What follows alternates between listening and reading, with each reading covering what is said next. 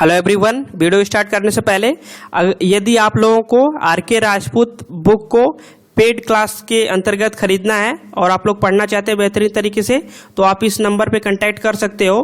और paid class में कैसे आप लोगों को पढ़ाया जा रहा है उसके लिए मैंने डेमो वीडियो दे रखा हूँ प्लेलिस्ट में। आप लोग प्लेलिस्ट में जाकर डेमो लेक्चर के प्लेलिस्ट में जाकर तो वॉच कर सकते हो, ठीक है। और डिस्क्रिप्शन में भी हम लोग लिंक दे रहे हैं, ठीक है, तो आप लोग वहाँ से भी जाकर देख सकते हो। और पेड क्लास लेने के बाद अगर आपको राजपूत की बुक में किसी भी क्वेश्चन में प्रॉब्लम आती है तो इसी नंबर पे आप व्हाट्सएप करोगे, ठीक है, आफ्टर एडमिशन, ठीक। तो आपको हमारी टीम एक बनी है पेड लोगों के लिए, उनको तुरंत रिप्लाई दिया जा रहा है और बेहतरीन तरीके से किसी भी क्वेश्चन में आपको डाउट नहीं रखा जाएगा, ठीक है, कंप्लीट किया जाएगा। ओके, तो दोस्तों आज हम लोग पढ़ेंगे starter of DC motor. Starter of DC motor, देखिए स्टार्टर का उपयोग हम लोग क्यों करते हैं, ठीक है। स्टार्टर का मेन फैक्टर यही काम है कि स्टार्टर का मतलब होता है आपका रेजिस्टेंस, ठीक है। क्या होता है, सीधे सीधे सबसे पहले आप जानिए स्टार्टर का मतलब होता है रेजिस्टेंस। अब इस रेजिस्टेंस का इस्तेमाल क्यों होता है, क्योंकि स्टार्टिंग में जब हमारा ये आर्मेचर है और इसमें जब करंट इंटर करती है, ठीक है, जब करंट इसमें इंटर करती है तो इसमें स्टार्टिंग में इसमें n इक्वल टू क्या होता है 0। यहाँ जो EMF होता है मतलब बैक EMF क्या होगा, जब n 0 तो बैक EMF होगा 0। तो स्टार्टिंग में करंट होती है ज़्यादा, ठीक है, और बैक EMF होता है 0। तो इस कंडीशन में हमारा लॉस क्या होगा, बहुत ज़्यादा होगा, मतलब मोटर को जलने की संभावना रहती है। करंट हाई है इसके अकॉर्डिंग, ठीक। इसीलिए हम लोग क्या करते हैं, पहले से ही इसके सीरीज में हम लोग क्या लगा देते हैं, रेजिस्टेंस, ठीक। इसी रेजिस्टेंस को बोलते हैं हम लोग स्टार्टर। ये स्टार्टर को क्यों यूज किया जा रहा है यहाँ पे, करंट की वैल्यू को कम करने के लिए, ठीक। और फिर जैसे जैसे ये घूमने लगेगा मोटर, ईबी जनरेट हो जाएगा, मतलब ईबी की वैल्यू कुछ हो जाएगी, एन भी 0 नहीं रह जाएगा, ठीक है। फिर आपका यहाँ से स्टार्टर को हम लोग क्या करते हैं, हटा लेते हैं। स्टार्टर काम है बस स्टार्ट करने के दौरान इसका यूज होता है, इसके बाद नहीं, ठीक। तो स्टार्टर एक प्रकार का रेजिस्टेंस है जो करंट की वैल्यू को कम करने के लिए इस्तेमाल किया जाता है, ठीक। अब स्टार्टर 3 टाइप्स के होते हैं, ठीक है। देखिए एसी मोटर का स्टार्टर एसी मोटर में पढ़ाएंगे हम, ठीक है, इंडक्शन मोटर वगैरह में। और यहाँ हम डीसी मोटर के स्टार्टर के बारे में बात करेंगे। डीसी मोटर की स्टार्टर 3 टाइप का होता है। पहला होता है 2 पॉइंट स्टार्टर, ठीक, जो एग्जाम पॉइंट ऑफ व्यू से बहुत इंपॉर्टेंट है, वही टॉपिक हम लेके जा रहे हैं, इसके बाहर कहीं पूछता नहीं है, ठीक है। पहला आपका है 2 पॉइंट स्टार्टर, ओके।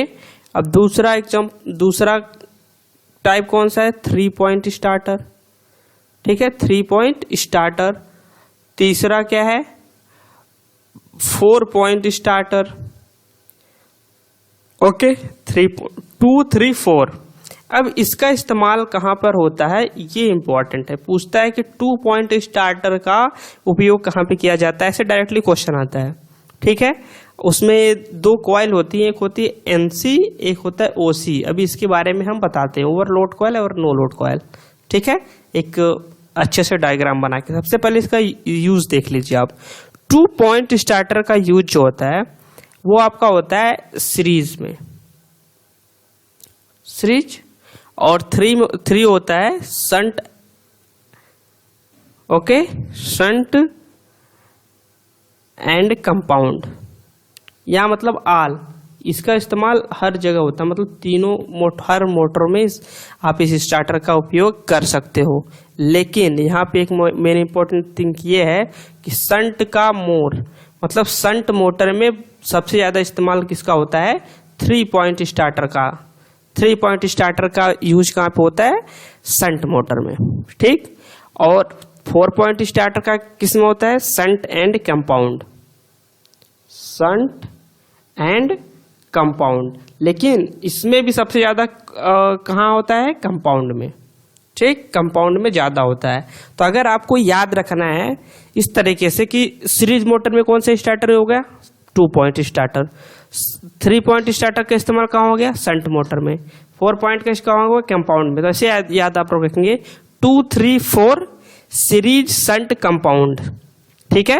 क्योंकि डायरेक्टली अभी आर के राजपूत के एमसीक्यू जो पेड वाले हैं उनको भी मैंने कराया बहुत बेहतरीन तरीके से, उनको अब यहाँ पे और अच्छा समझ में आ रहा होगा क्योंकि उसमें ऐसा क्वेश्चन दिया गया है, ठीक है। और डायरेक्टली एग्जाम में भी पूछा गया है, ठीक है। तो ऐसे याद करेंगे आप 2, 3, 4 मतलब 2 point starter, 3 point starter, 4 point starter. Use किस में हो गया, series shunt compound. Okay, 2, 3, 4 series shunt compound, ये आपका याद करने का तरीका हो गया, ठीक है। कहाँ पे कौन सा स्टार्टर का किस मोटर में इस्तेमाल होता है, ठीक है, स्टार्ट करने के लिए। अब इसके स्टार्टर का यूज आपने जान लिया। अब हम चलेंगे, उसमें 2 कॉइल्स होती है, ओसी और एनसी। देखिए जैसे 3 पॉइंट स्टार्टर को मैंने बनाया है, ठीक है। ये आपका स्टार्टर है और ये आर्मेचर के आर्मेचर रजिस्टर के सीरीज में ऐड होता है, ठीक है। ये मैंने पहले ही बता चुका है।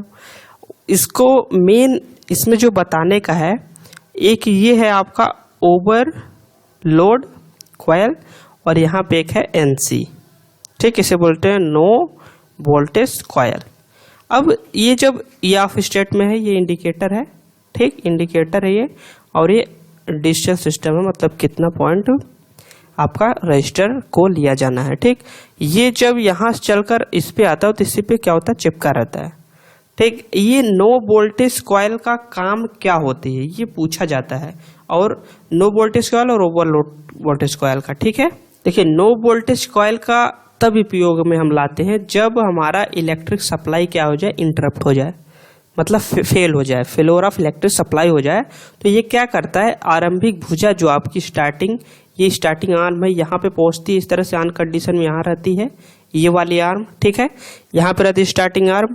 अब उसको ये फ्री कर देती है, ठीक है, जिससे स्प्रिंग में क्या आ जाएगा, डायरेक्टली आप यहाँ पे छोड़ोगे, जैसे आप इलेक्ट्रिक सप्लाई हट गया है तो डायरेक्टली छोड़ोगे तो ये स्प्रिंग में क्या हो जाता है, एक तरह से कंपन टाइप का, ठीक है।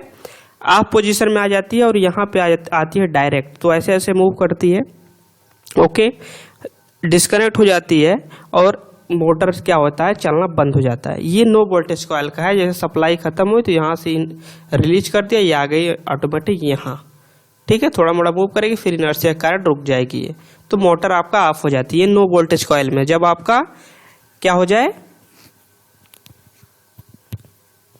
सप्लाई फेल हो जाए, ओके।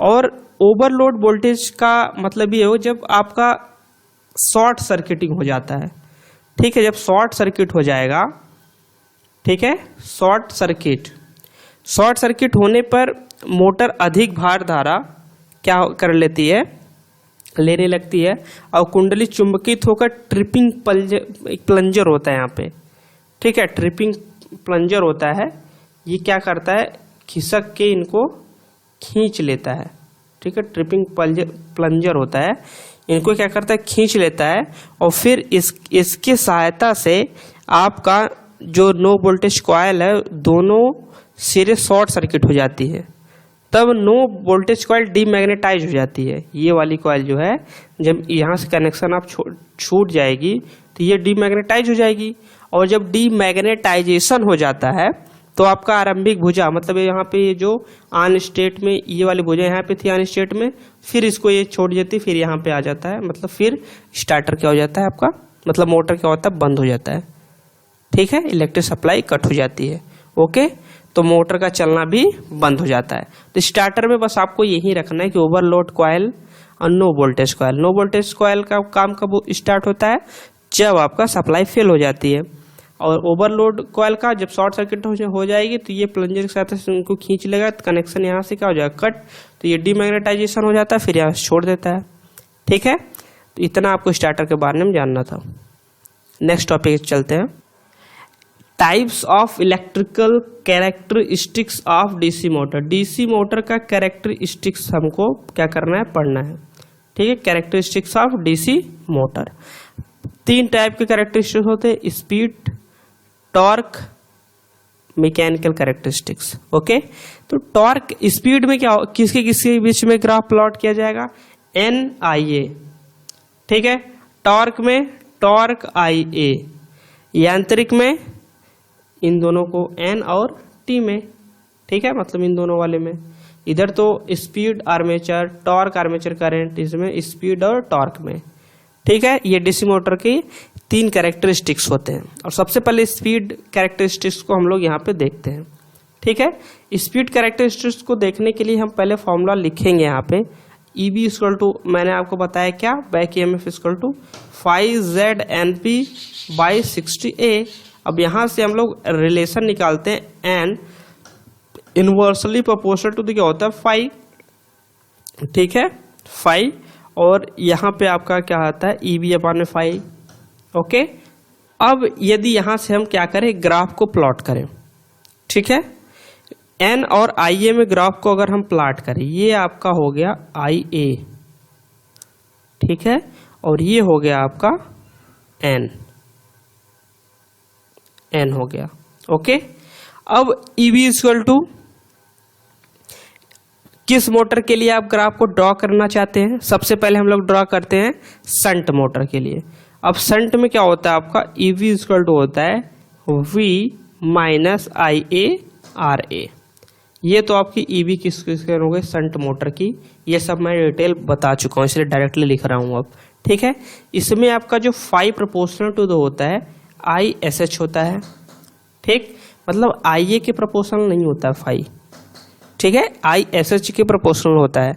मतलब यहाँ पे क्या हो गया, आपका 5 हो जाएगा आपका क्या, कांस्टेंट, किसके लिए, शंट के लिए, ठीक, शंट के लिए हो गया आपका कांस्टेंट।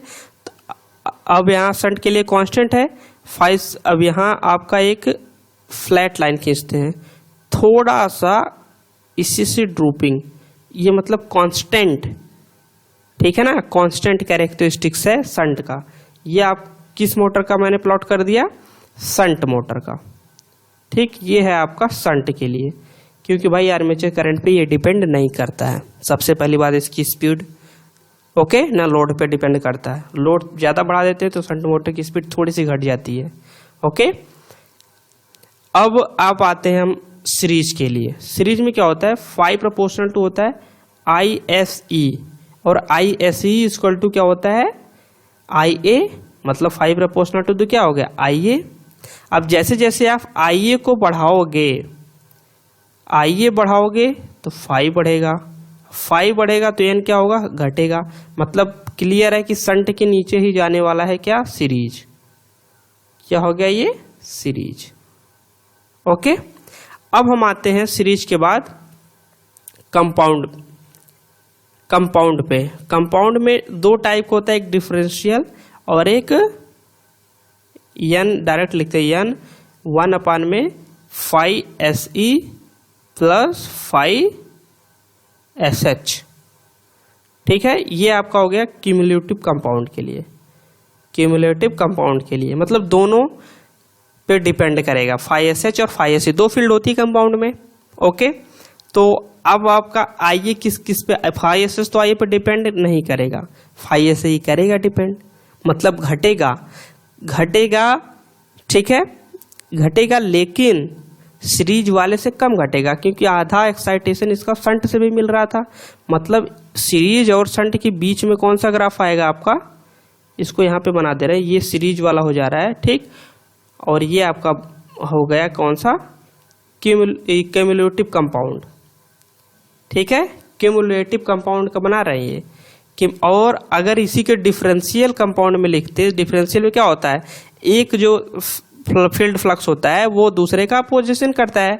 मतलब 1 में आपका होता है यहाँ पे 5SH माइनस में 5SE, ठीक है, जो बड़ा होगा उसी में से घटाते हैं, ठीक। तो यहाँ पे क्या होगा, यहाँ पे आर्मेचर करंट के N 1 में IA हो जाएगा। अब IA आप जैसे बढ़ाएंगे तो N भी बढ़ेगा, क्योंकि माइनस में है। तो यहाँ पे आपका ग्राफ आता है आपका किसका, डिफरेंशियल का, ठीक है। इसको लिखते हैं हम लोग डिफरेंशियल कंपाउंड मोटर।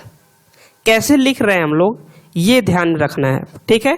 अगर आपको पूरा एग्जैक्ट इक्वेशन निकालनी है, एग्जैक्ट इक्वेशन निकालनी है कि जैसे speed characteristics of compound motor आप इक्वेशन बना कर दो, तो आप डायरेक्टली लिखोगे, इसी ग्राफ पे ही हम लिख दे रहे हैं कि ये जो आपका क्यूमुलेटिव कंपाउंड वाला है, इसमें कलर चेंज करके लिख दे रहे हैं, ठीक है।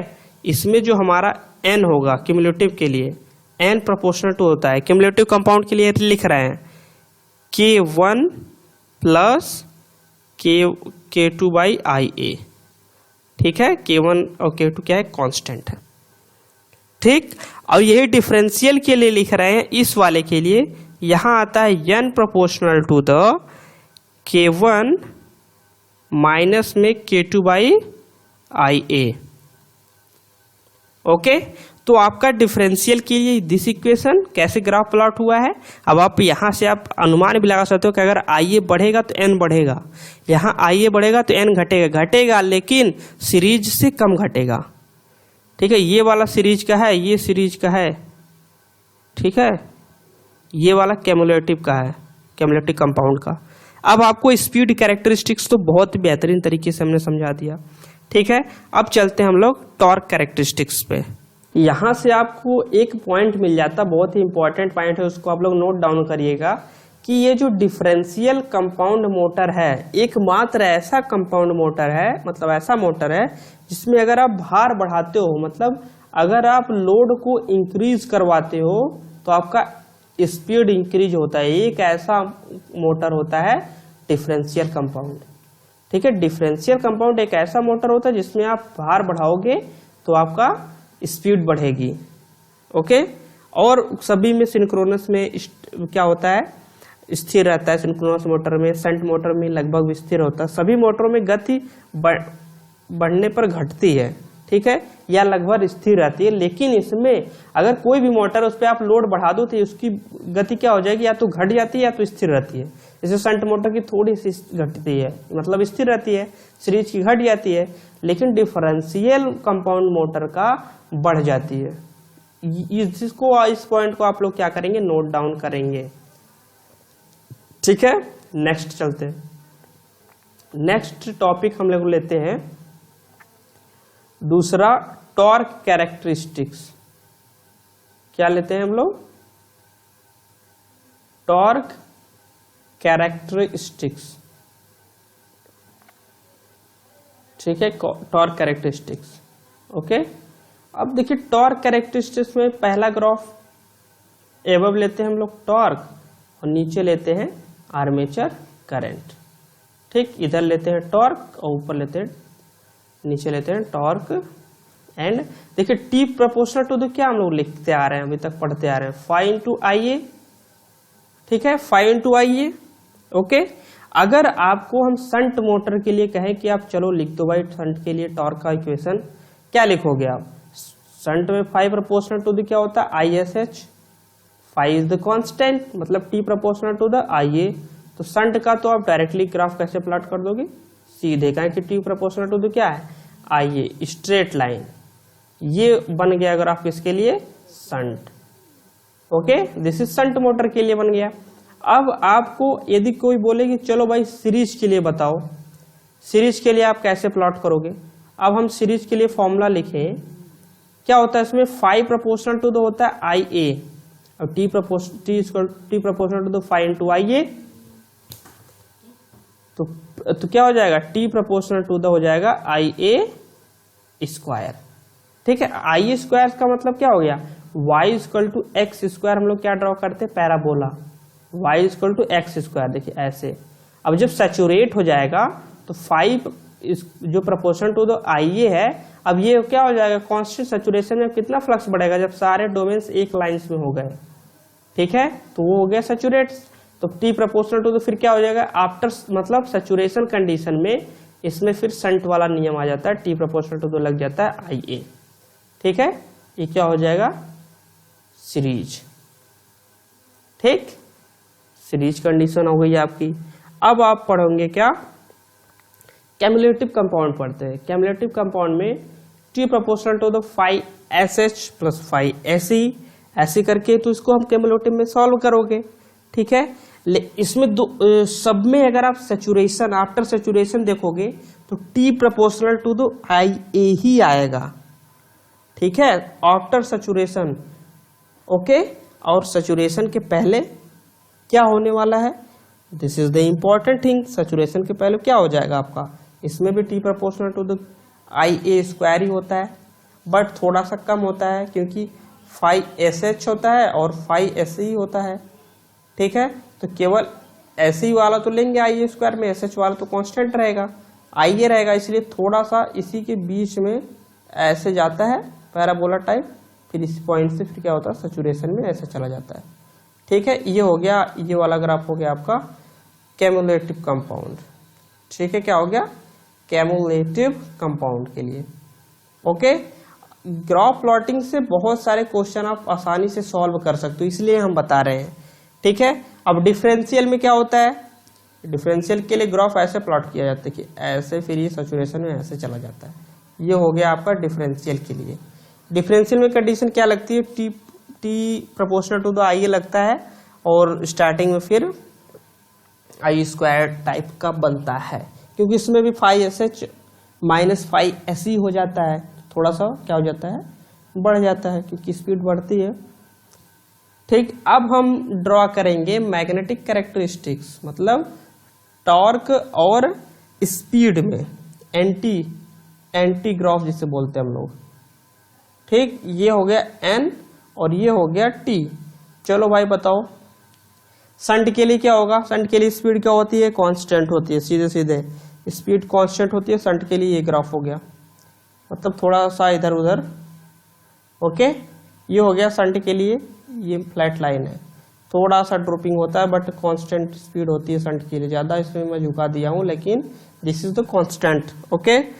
सीरीज के लिए, सीरीज में क्या होता है, T proportional to the I square, torque बहुत ज़्यादा, और यहाँ से आप रिलेशन निकालो, T प्रोपोर्शनल टू 1/N होता है, ठीक है।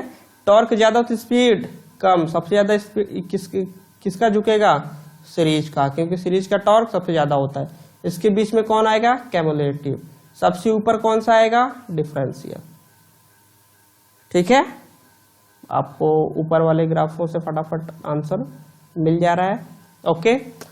क्यों ये कैमुलेटिव के लिए, क्योंकि कैमुलेटिव के लिए टॉर्क की इक्वेशन क्या होती है, IA प्लस IA स्क्वायर, ठीक है। ये I1 एक थोड़ा सा कम होता है कैमुलेटिव में, ठीक है, इसलिए थोड़ा सा कम। सबसे ज़्यादा टॉर्क किसका होता है सारे मोटरों में, सीरीज के लिए ज़्यादा झुकेगा, ऐसे ही आप निकाल सकते हो। ये हो गया, इसे बोलते हैं magnetic characteristics of DC motor.